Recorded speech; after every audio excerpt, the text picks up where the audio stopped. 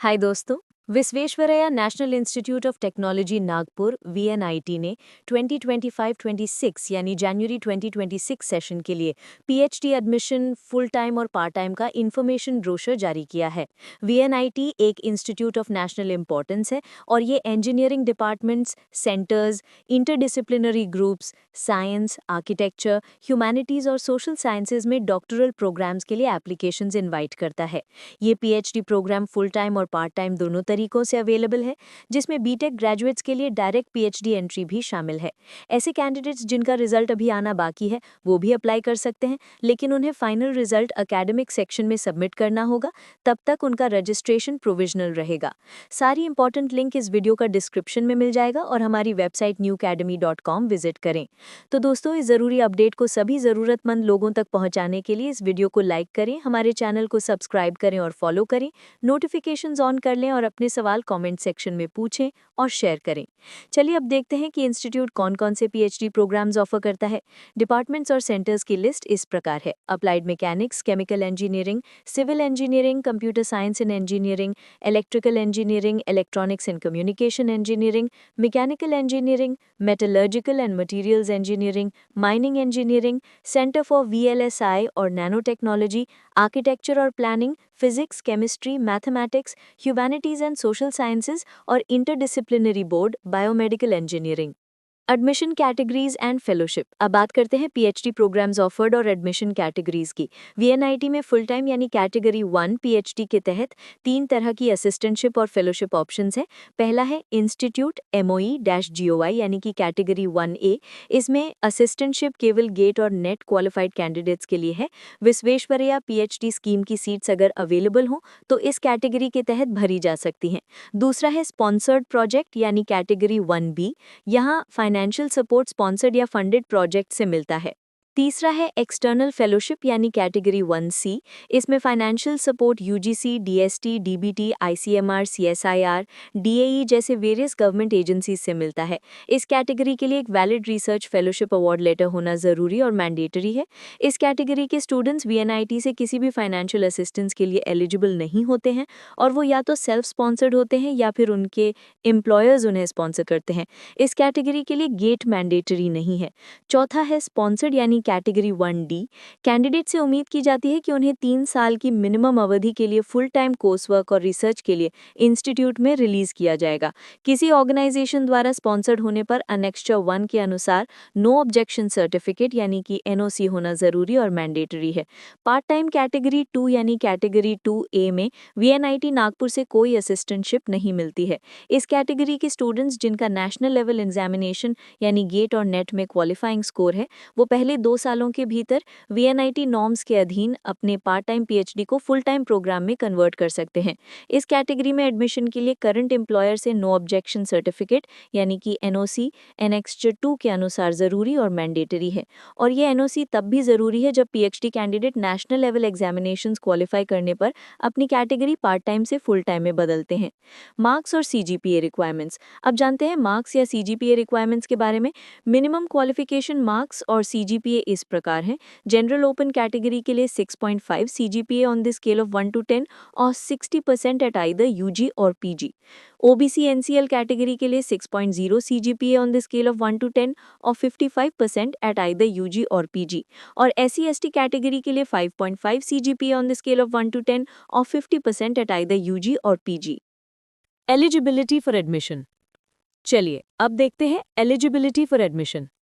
Applied mechanics structural engineering discipline के लिए candidates को BE और BTech और AMIE इन सिविल इंजीनियरिंग के साथ ME और MTech in structural engineering, structural dynamics in earthquake engineering, structural engineering related specialization, civil engineering, excavation engineering, mining engineering, rock mechanics, geotechnical engineering, material engineering, construction management, urban planning, transportation engineering, forensic structural engineering, AI/ML in structural engineering या civionics में होना चाहिए।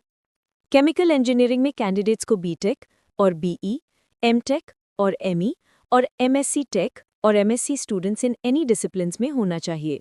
Civil engineering में UG degree BE और BTech और AMIE in civil engineering और BE और BTech Environmental Engineering और PG डिग्री ME और MTech in any branch of Civil Engineering और Excavation Engineering और Mining Engineering और Applied Geology और Urban Planning और Urban Resource Planning और Masters in Planning या M-Plan और Allied Environmental और Water Resource Specializations में होनी चाहिए। कंप्यूटर साइंस इन इंजीनियरिंग के लिए BE और BTech और AMI और इक्विवेलेंट इन computer science, information technology, electronics और अलाइड ब्रांचेस और ME और MTech इन कंप्यूटर साइंस और अलाइड ब्रांचेस में होनी चाहिए।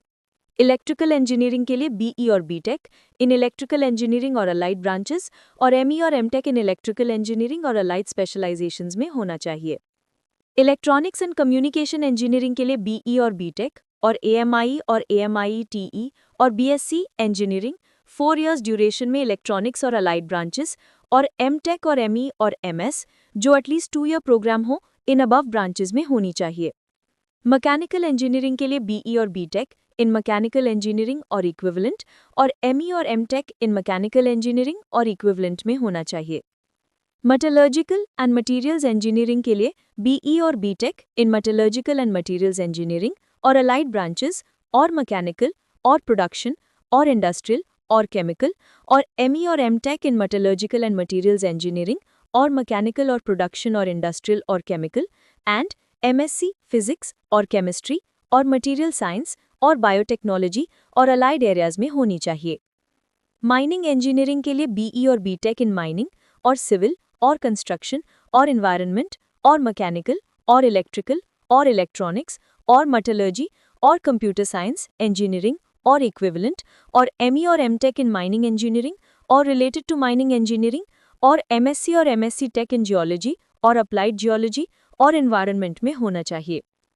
VLSI और नैनो टेक्नोलॉजी के लिए BE और BTech इन इलेक्ट्रॉनिक्स इंजीनियरिंग और इक्विवेलेंट और ME और MTech इन माइक्रो इलेक्ट्रॉनिक्स और नैनो इलेक्ट्रॉनिक्स और VLSI एंड एम्बेडेड सिस्टम और अलाइड ब्रांचेस में होना चाहिए।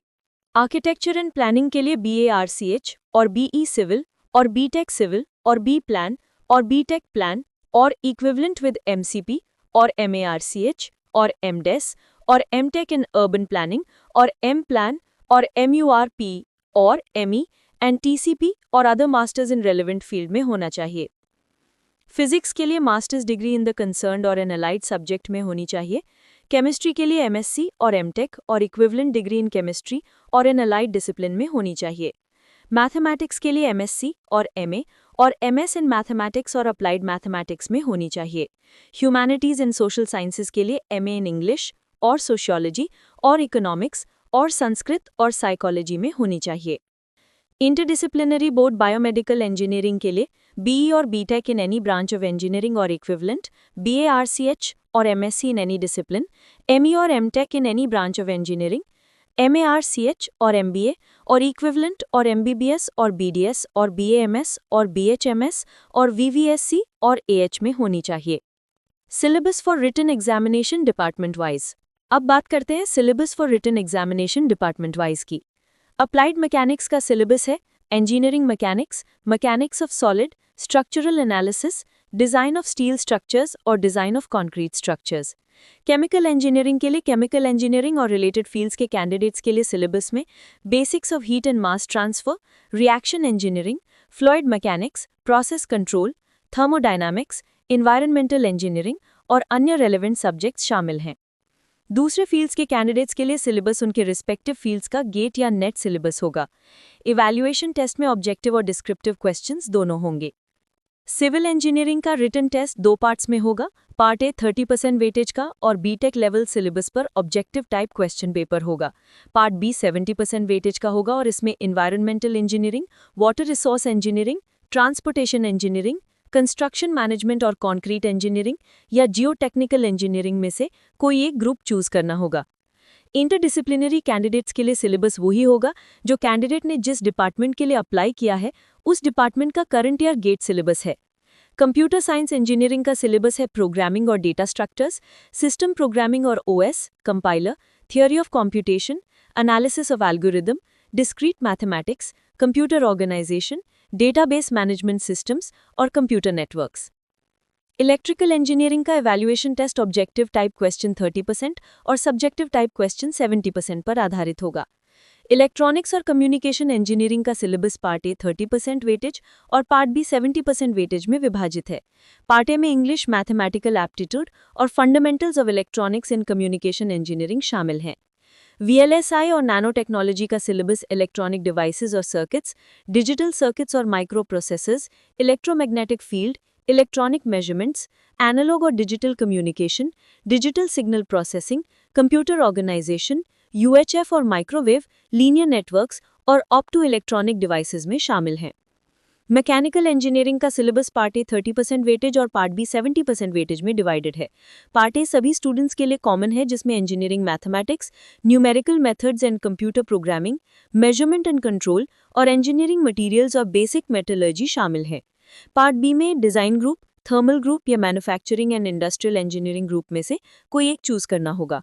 मेटलर्जिकल एंड मटेरियल्स इंजीनियरिंग का सिलेबस है physical metallurgy, extractive metallurgy, foundry technology, mechanical processing, testing of materials, polymeric and ceramic materials, composites, advance materials और characterisation of materials.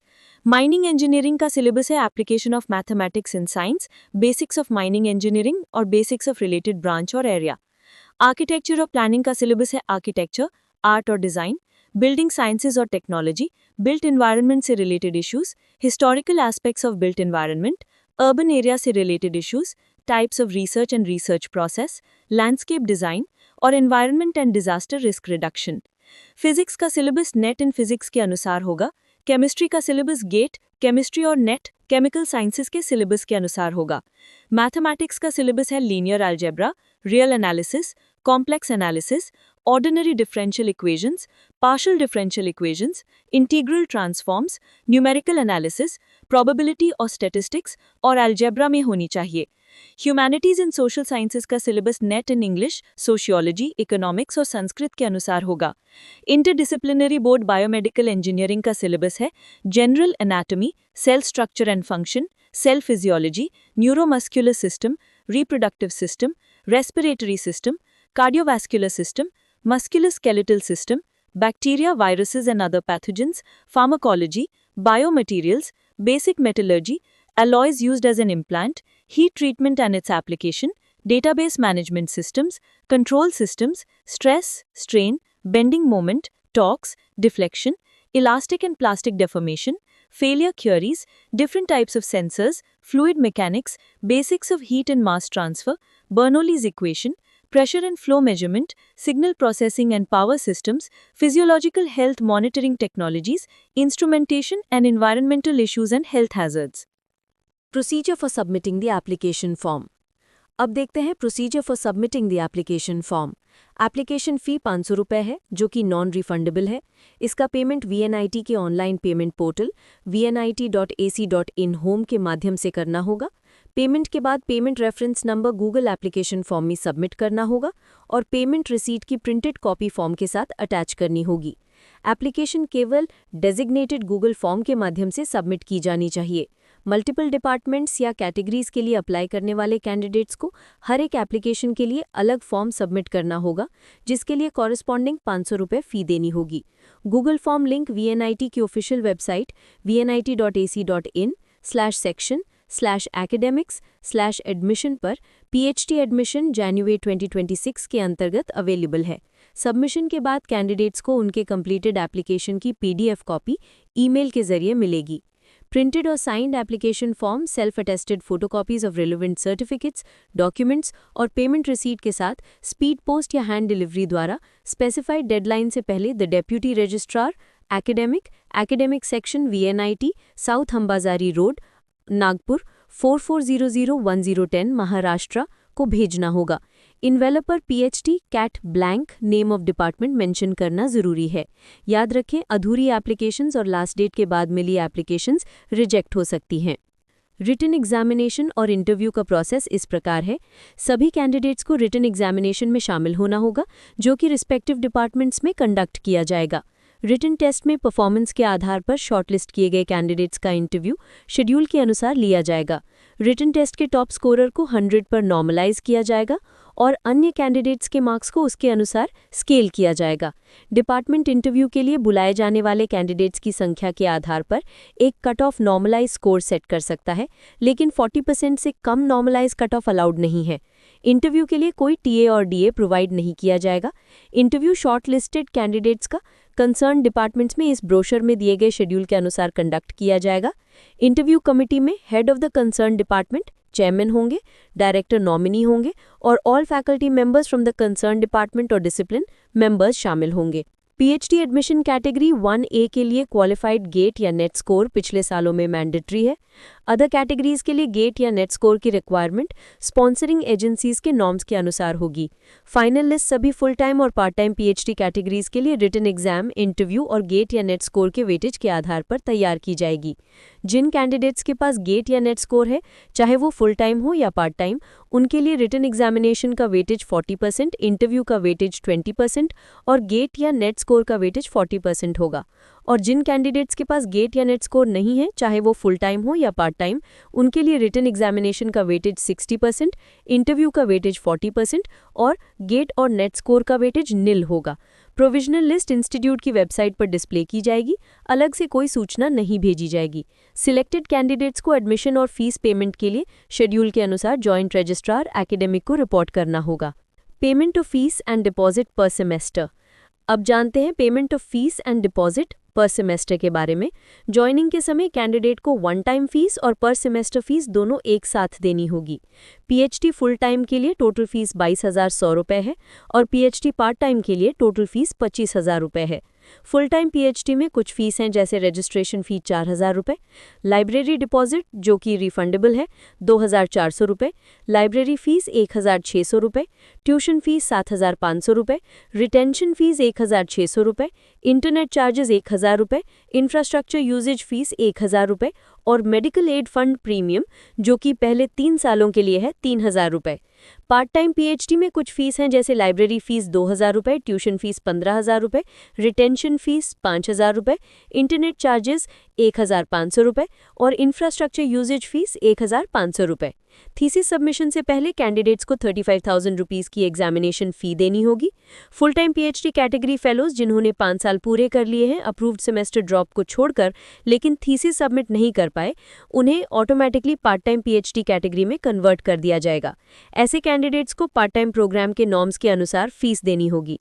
Part time PhD category fellows जिन्होंने 7 साल पूरे कर लिए हैं लेकिन थीसिस सबमिट नहीं कर पाए, उन्हें सुपरवाइजर और आरपीसी कमेटी की सहमति से प्रॉपर चैनल के थ्रू री रजिस्ट्रेशन के लिए अप्लाई करना होगा। री रजिस्ट्रेशन फी 25,000 रुपये पर ईयर है, जो 7 साल पूरे होने के बाद लगती है। Important dates. अब देखते हैं important dates. Last date of accepting of application form in hard copy by speed post और हैंड डिलीवरी और last date of uploading Google form of application, दोनों की तारीख है Monday 27/10/2025। Display of list of eligible candidates website पर vnit.ac.in पर Friday 7/11/2025 को होगा। Written test for eligible candidates है थर्सडे फ्राइडे 13/11/2025 और 14/11/2025 को। इंटरव्यू फॉर शॉर्टलिस्टेड कैंडिडेट्स भी थर्सडे फ्राइडे 13/11/2025 और 14/11/2025 को है। Display of provisional list of selected candidates होगा थर्सडे 20/11/2025 को। Online reporting and payment of fees का टाइम है 21/11/2025 से 5 दिसंबर 2025 तक और ज्वाइनिंग और रजिस्ट्रेशन ऑफ कोर्सेज ऑफलाइन होगा 1 जनवरी 2026 से 8 जनवरी 2026 तक। छात्र या स्टूडेंट को क्वालिफाइंग डिग्री की मार्कशीट और सीजीपीए कार्ड और अन्य ज़रूरी डॉक्यूमेंट्स जैसे कि एप्लीकेशन फॉर्म में बताया गया है सबमिट करना होगा। इंस्टीट्यूट फेलोशिप 21 जनवरी 2026 या डेट ऑफ ज्वाइनिंग जो भी बाद में हो तब से शुरू होगी। रिटन टेस्ट और इंटरव्यू का डिपार्टमेंट वाइज शेड्यूल इस प्रकार है। Architecture and planning, applied mechanics, chemical engineering, electronics या communication engineering, humanities and social sciences, mechanical engineering, mining engineering और फिजिक्स का रिटन टेस्ट 13/11/2025 थर्सडे को 10 AM to 11 AM तक है और इंटरव्यू 13/11/2025 थर्सडे को 2 PM ऑनवर्ड्स है। Chemistry civil engineering computer science and engineering, electrical engineering mathematics, metallurgical and materials engineering, VLSI और nano technology और इंटरडिसिप्लिनरी बोर्ड बायोमेडिकल इंजीनियरिंग का written test 14/11/2025 Friday को 10 AM to 11 AM तक है और interview 14/11/2025 Friday को 2 PM onwards है।